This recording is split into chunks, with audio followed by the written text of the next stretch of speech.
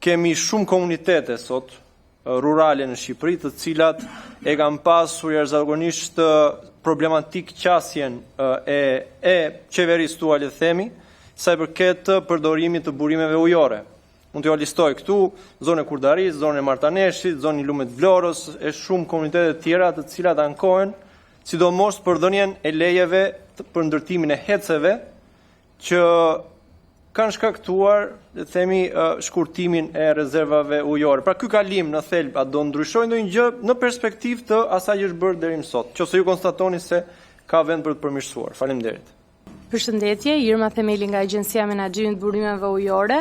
lidhur me propozimet për ndryshime në projekt ligjin që është sot objekt diskutimi, në fakt nuk është se ka prekje në ato nene të ligjit të lidhura me organet e menaxhimit të burimeve ujore, të cilat janë përgjegjëse për dhënien e lejeve apo autorizimeve për përdorim burimi ujor. AMBU-ja do të vijojë të ketë të njëjtat kompetenca sa i përket shqyrtimit tekniko-ligjor lidhur me leje dhe autorizimet e përdorimit të burimit ujor, pra për kërkesat që vijnë nga përdoruesit, dhe do të vijojnë të jenë të njëjtat organe kompetente për miratimin e këtyre kërkesave, sikurse është Këshilli Kombëtar i Territorit dhe Ujit dhe këshillat e baseneve